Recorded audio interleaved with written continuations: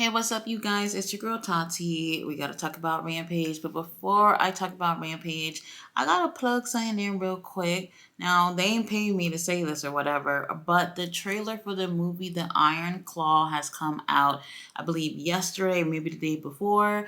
This movie is about the Von Erich family. This is going to be so good. Since the moment that they had leaked out that this movie was going to start filming, I have been closely watching to see like what the hell was going to happen, who's going to play who in this movie. It's going to be so great. We do have Zac Efron.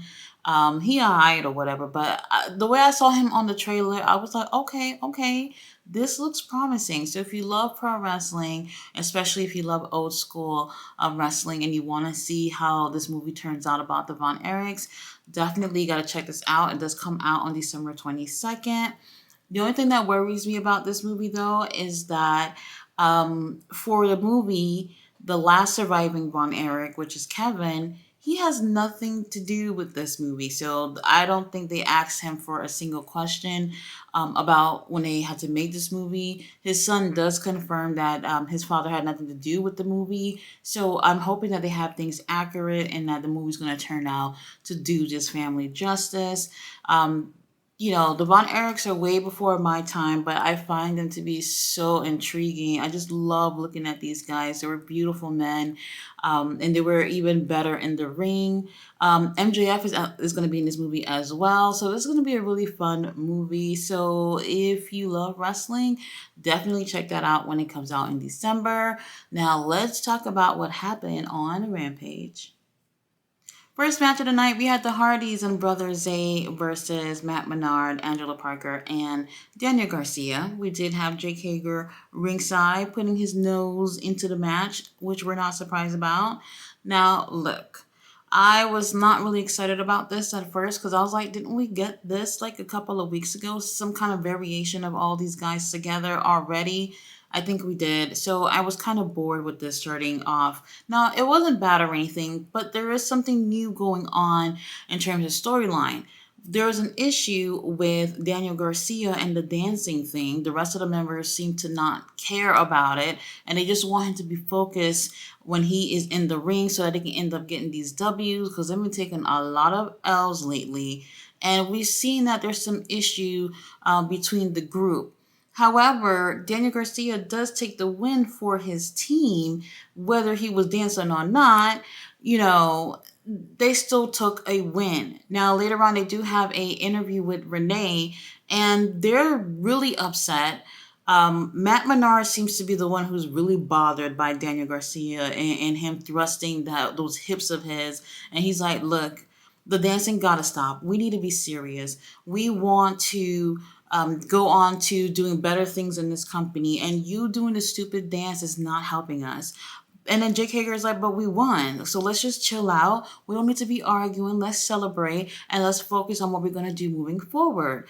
But Daddy Magic is not hearing it. He does not think that Daniel Garcia is like, I don't know, being serious about this group. I'm hoping that this is the beginning of them splitting up, especially with Daniel, because Daniel, he's someone I do believe can do it on his own. We definitely got a chance to see a little bit of that before, back in the past when he was feuding with Wheeler Yuta and whatnot.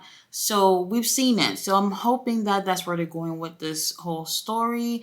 But either way, match was decent, but I was a little bored starting off the show. So now we have Renee Paquette. She is backstage with Penta. This actually happened on Tuesday. So this is after Ray Fenix had lost the title. Now she was trying to get an update on his injury, which at this point I'm feeling like he's not injured.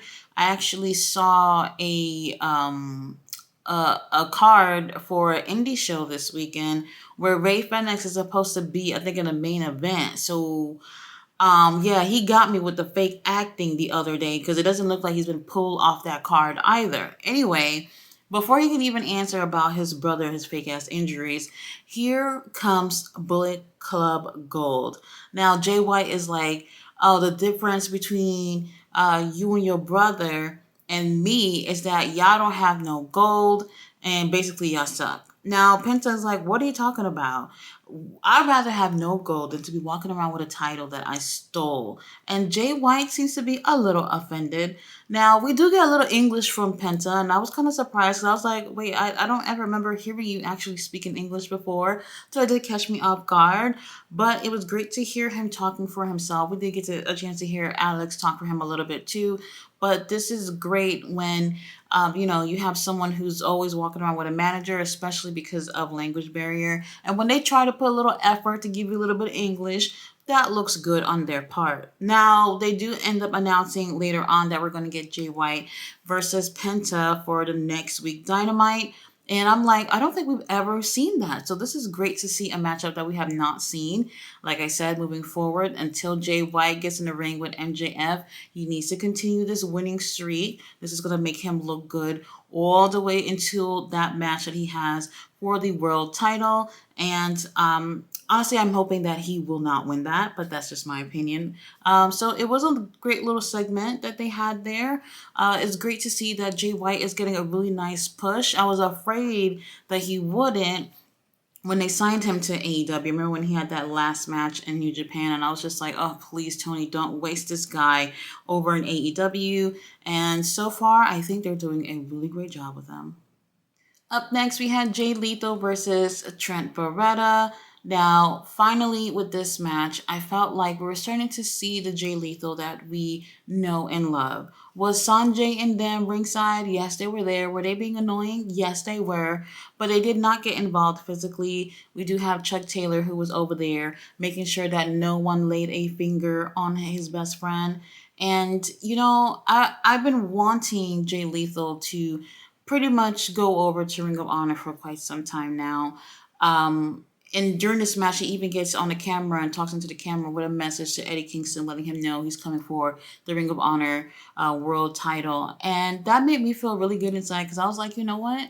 We can really use someone who we're comfortable with in Ring of Honor, someone who's been a champion, someone who who's talented like Jay Lethal that could take the title away from Eddie Kingston, and we can be confident that we'll get some good stuff with him. Hopefully by then he won't be with the other clowns, but that probably won't happen.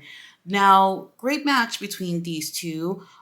We do have Trent Beretta who hurts his knee pretty early in this match, so that was definitely an obstacle for him throughout the match. And you know what? About a month ago or so, maybe a little bit more, he was in a good series of matches with Moxley, Penta, Ray, all these dudes. And then all of a sudden, they kind of just stopped. All that momentum just stopped. And I was like, damn, he was doing really, really great over a month ago. And now he's just coming out here and losing to everyone every week or whatnot. I just don't understand what they're doing with him and other people, but it is what it is. He still have a really great match with Jay Lethal, and I think that this is more of the beginning of seeing Jay Lethal getting ready for his match with Eddie Kingston, which will come down somewhere down the line. But if that is going to happen, we definitely need to see Jay in a Ring of Honor while he is on his quest to getting the world title from Eddie. Great match. Jay Lethal takes the win. All right, you guys. So we had another promo with Ortiz, and this time Santana pulled up, and he's like, "Bitch, I know you're not talking about me. You still running your mouth about me." And he puts Ortiz on blast, and he's like, "Oh, you want to come out here every week and talk shit about me, but where were you when I was injured? You ain't call me for over a year when I was going through stuff and I had to go to rehab to deal with my issues. Where were you? You never called on me. You never checked on me. Nothing." And I'm just looking. I'm just like, what? And then he goes, let's handle things like how people from where we from handle things, and let's take it outside or whatever he said. And it just gave me flashbacks of being a teenager in Brooklyn and being at the basketball court, and all of a sudden two homies are no longer friends over the dumbest thing, and they're arguing, they're getting ready to fight. And I just had like a whole bunch of flashbacks of moments like that, and I'm just like, damn, this really hits home in a way that it reminds me of, when I was younger in New York. Like, that's literally that beef that you're seeing on screen with Santana and Ortiz. This was like soap opera for Brooklynites. Like, this is what we saw all the time. And I'm just thinking, please do not ruin the story with keeping it on Rampage, because we've been seeing it consistently playing out on Rampage only. Maybe one time they had like a little stare down with each other on Collision a couple of weeks ago, but consistently it's been on Rampage. Do not waste this story on Rampage. Keep this thing pushing until Full Gear at least. Um, people that know them should be in this storyline too. Someone like Diamante who can come into this storyline and try to be a voice of reason. I saw someone say something about Conan being involved, and Conan's not going to do it. He definitely won't do it. He talks shit about AEW on his podcast. That's one thing. And plus, he had recently inducted Rey Mysterio in the Hall of Fame for WWE, so that's just not happening. Either way, they have to be a little bit more creative with this so they can stretch this storyline until the pay-per-view. If they can give it until the pay-per-view to give us this match, that would be absolutely perfect for this storyline. So Tony Khan, don't mess this up because it's looking real good. Up next, we had Emi Sakura versus Sky Blue. This was a great match, but I have to say something, like, I just feel like I know that they're trying to go with something with Sky Blue and Willow Nightingale about the whole thing with Julia Hart or whatever. Sky Blue had the makeup around her eyes and all that stuff. And I know that they're transitioning her to probably be something of like what happened with Julia with the House of Black. It seems like that's happening slowly, if not at all. So with this match, I felt like maybe Emmy was not the best opponent for her because Emmy was super aggressive. And with her being super aggressive, I felt like she came off looking better in this match than Sky Blue. With this transformation that Sky Blue is making, or whatever it is, I felt like she should have been more of the aggressor in this match. But it didn't turn out to be that way. It just felt more of she just had the upper hand and ended up taking the win. I really did enjoy this, and I would love to see more from Emmy. Watching this match, I was kind of more focused on Emmy than Sky Blue. Emmy is someone that is a trainer for the girls, but she doesn't take like opportunities for herself when it comes to taking these wins or being part of any intricate storylines. So I would actually like to see her doing a lot more in AEW. But Sky Blue takes the win. But I want to see where this storyline is going with her and this transformation that she's making with Willow Nightingale.